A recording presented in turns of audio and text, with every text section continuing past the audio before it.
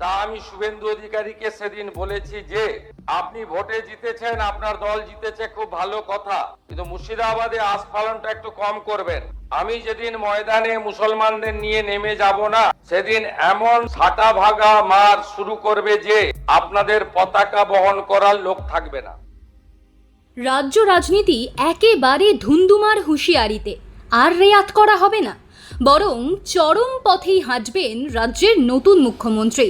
আর সেটা জোর গলায় ঘোষণাও করে দিলেন, বলেই দিলেন যথেষ্ট হয়েছে, হুমায়ুন কবিরের মতো লোকজনকে শিক্ষা দেওয়ার সময় এসেছে। সোমবার বিধানসভায় দাঁড়িয়ে এভাবেই নওদার বিধায়ককে হুঁশিয়ারি দিলেন মুখ্যমন্ত্রী শুভেন্দু অধিকারী।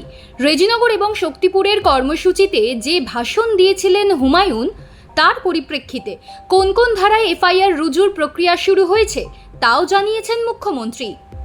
তার মতে নিজের ছেড়ে আসা রেজিনগর আসনে পুত্রকে উপনির্বাচনে প্রার্থী করে জিতিয়ে আনতে চান বলেই এই সমস্ত বলছেন হুমায়ুন।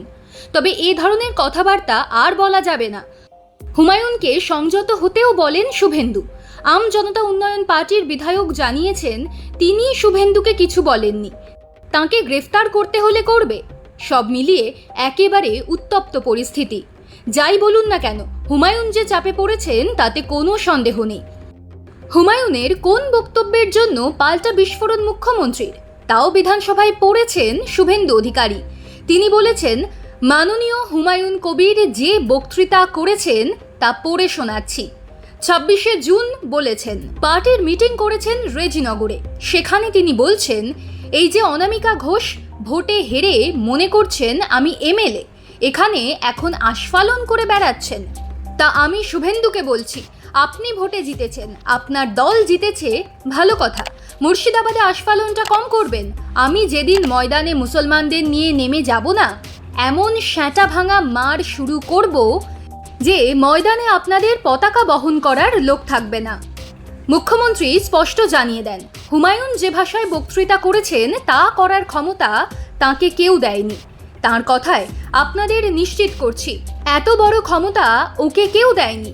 কেন নওদার বিধায়ক এ সমস্ত বলছেন তার কারণ ব্যাখ্যাও করেন শুভেন্দু।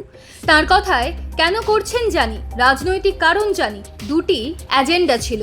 এরপরেই আরও বিশদে শুভেন্দু জানান, হুমায়ুনের প্রথম উদ্দেশ্য ছিল ভরতপুর, রেজিনগর, নওদায় সমস্ত নির্বাচিত পঞ্চায়েত তা সে যে দলেরই হোক নিজের দলে নিয়ে যাওয়া, কিন্তু তিনি তা করতে পারছেন না। হুমায়ুনের দ্বিতীয় উদ্দেশ্য নিয়ে শুভেন্দু বলেন, বিধানসভা ভোটে 2টি আসনে জিতেছেন, নিয়ম মেনে রেজিনগর আসন ছেড়ে দিয়েছেন। আগামী 2-3 মাসে সেখানে ভোট হবে, ওই আসনে আপনি আপনার ছেলেকে জেতাতে চাইছেন। শুভেন্দুর কথায় ওই আসনে 72% মুসলিম রয়েছেন। মুসলিম ভোট ঐক্যবদ্ধ করার জন্য আপনি এই খেলা খেলছেন। মুখ্যমন্ত্রী হুঁশিয়ারি দিয়ে বলেন, কান খুলে শুনে রাখুন, আপনাকে এভাবে হুমকি, বেপরোয়া, লাগাম ছাড়া কথা বলতে দেব না, দেব না, দেব না। আপনাকে পরিষ্কার বলছি, মমতা বন্দ্যোপাধ্যায় এখন মুখ্যমন্ত্রী নন। আপনি দুর্বল মুখ্যমন্ত্রী পেয়ে যা খুশি করেছেন বলেছেন। হুমায়ুনকে হুঁশিয়ারি দিয়ে শুভেন্দু এর পরে বলেন, সংযত হন, সতর্ক হন, এ ধরনের কথা প্রত্যাহার করুন। ভবিষ্যতে এ ধরনের কথা বলার আগে 25 বার ভাববেন। কিভাবে পদক্ষেপ করা হবে তাও জানিয়ে দিয়েছেন শুভেন্দু। তিনি বলেন, হুঁশিয়ারি দিয়ে সকলকে আশ্বস্ত করছি, আপনারা ভাবছেন কেস হয়েছে, অ্যাকশন কবে হবে? যারা ওকে ডেকেছিল তাদের আগে তুলব, তারপর আপনার কাছে যাব, যা করার করব। আমি আশ্বস্ত করছি, ধরে রাখুন এটা ওর শেষ বক্তব্য। এই সরকার আইনের শাসন প্রতিষ্ঠা করবে। মুখ্যমন্ত্রীর বক্তব্যের পর হুমায়ুন মিডিয়াকে বলেছেন, আমি মুখ্যমন্ত্রীর বিরুদ্ধে কিছু বলিনি। যারা নবাগত বিজেপি, চৌঠা মের পরে যারা বিজেপি হয়েছেন তারা যেভাবে এলাকায় অশান্তি অত্যাচার করেছেন তার বিরুদ্ধে বলেছি। তাতে যদি আমাকে গ্রেফতার করা হয় হবে। আমি তো এই লোকগুলোর বিরুদ্ধে লড়াই করে নতুন দল তৈরি করেছি, জিতেছি।